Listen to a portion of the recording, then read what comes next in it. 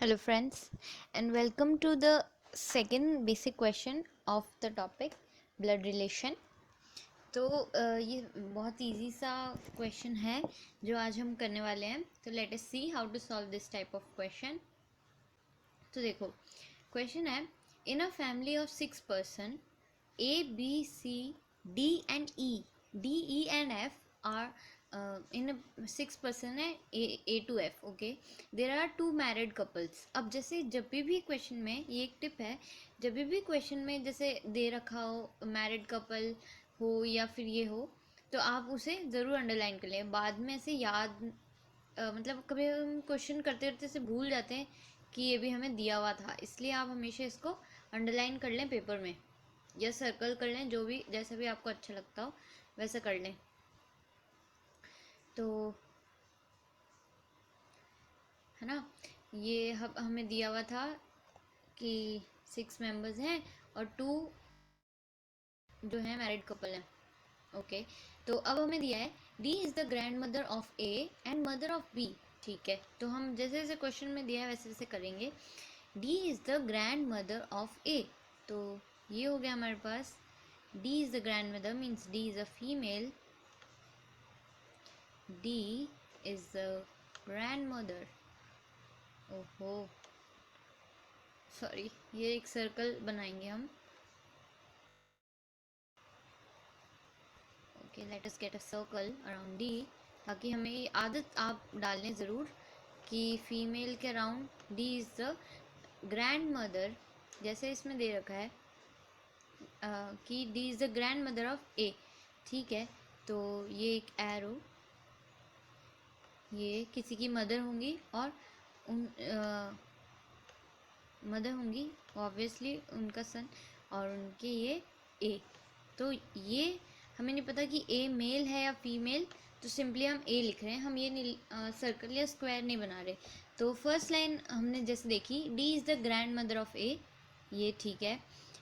And mother of B, D is mother of B. ठीक है, तो हम यहाँ पे लिख लेते हैं D is the mother of, D is the mother, D is mom of. Please ignore the writing, ये स्टाइलस लिखने की मेरे को ऐसे आदत नहीं है, इसलिए थोड़ा ऐसे आ रहा है. D is the mom of B. ठीक है, तो ये हमने जैसे जो जो पार्ट हम क्वेश्चन का ऐसे पिक्टोरियल रिप्रेजेंटेशन में कर सकते थे हमने कर दिया. और हमने ये क्यों नहीं किया कि D is the mom of B, तो हमने यहाँ साइड में क्यों नहीं बी का एक बना दिया, या फिर यहाँ बी क्यों नहीं बना दिया, क्योंकि हमें एग्जैक्टली अभी नहीं पता कि वो एक्चुअली में ए के फादर हैं या एक्चुअली फादर ही होंगे तो हैं कि नहीं, इसलिए हमने साइड में लिखा है. अब नेक्स्ट दे रखा है C is the wife of B. ठीक है, तो हम यहाँ लिख देते हैं C is the wife of B. कैसे लिखते थे हम, यहाँ पे सी इज़ द वाइफ, तो obviously she will be in the circle. Is the wife of B equal to B is a mail.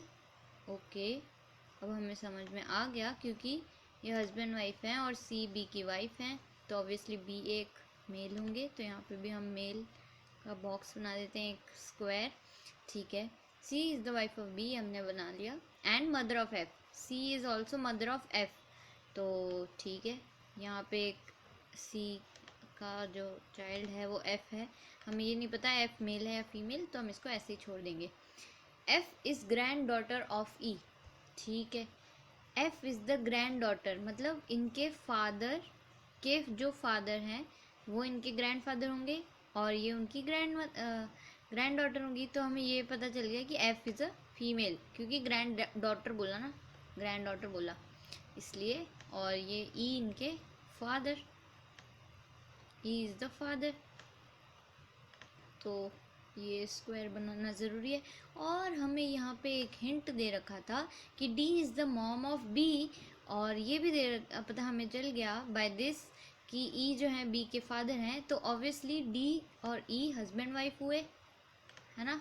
Husband wife equal to की जगह हम ये डबल हाफ एरोज भी यूज़ कर सकते हैं. यहाँ पे आ गया हमारे पास डी. ठीक है, और हमें ये भी पता है, हमने नोट करके रखा था साइड में कि भाई D is the grandmother of A. तो D is a grandmother of A, तो मतलब इन दोनों के एक और चाइल्ड है, वो उसका नाम क्या है, उसका नाम है A। तो ये हमारा chart pictorial representation final ready है। तो मुझे लगता है आपको समझ में आ गया होगा कि कुछ चीज़ें हमें पहले साइड में लिख लेते हैं और क्वेश्चन जैसे जैसे आगे बढ़ते जाता है वैसे वैसे हम क्वेश्चन के पॉइंट्स को जोड़ते रहते हैं। यही चीज़ फ्रेंड्स पूरे रीजनिंग में ऐसे ही चलता है कि कुछ चीज़ें साइड में हम लिख लेते हैं कि ठीक है हम इन्हें बाद में यूज़ करेंगे और फिर हम उन्हें बाद में क्वेश्चन में यूज़ करते हैं। अब मेन क्वेश्चन 3 क्वेश्चन है ये, how is A related to F, A related to F, ठीक है। तो they are, A may be a girl may be a boy, so they are siblings, brother sister, sister brother, brother brother, sister sister, है ना। तो ये हो सकता है कुछ भी हो सकता है इसका आंसर। तो दे आर ब्रो और सिस, ऑप्शन में होगा ब्रो ब्रदर और सिस्टर, तो वो हम टिक कर देंगे। नेक्स्ट है हमारे पास, how is C related to D, ये रहा सी और ये रहा डी, मतलब अगर डी बी की मॉम है और सी बी की वाइफ है तो सी डी में क्या रिलेशन है, how is C related to D. Question में ध्यान से पढ़ें, हाउ इज सी, कौन किसका पूछ रहे हैं, सी कैसे रिलेटेड है डी से, ये पूछा है। अगर ये पूछा है तो हम लिखेंगे डॉटर इन लॉ, और अगर पूछते कि डी सी से कैसे रिलेटेड है तो हम लिखते कि ये कौन हुई, इसकी मदर इन लॉ। तो यहाँ पे पूछा है C is related to D, तो C is the daughter in law of D. Last question, A is E's, A और ई का क्या रिलेशन है, ए ई का कौन है, ए इज ईज मतलब ए ई का कौन है, ए ई का कौन है मतलब ए ई का कौन है, ग्रैंड चाइल्ड है, सिंपल। क्योंकि हमें इसका जेंडर नहीं पता तो ये हम सीधा बता देंगे कि भाई ग्रैंड चाइल्ड है, ग्रैंड डॉटर है, ग्रैंड सन है, ये हमें नहीं पता है। तो फर्स्ट का आंसर हो गया हमारे पास ब्रदर और सिस्टर, सेकंड का हो गया हमारे पास डॉटर इन लॉ, थर्ड का आ गया हमारे पास आंसर ग्रैंड चाइल्ड।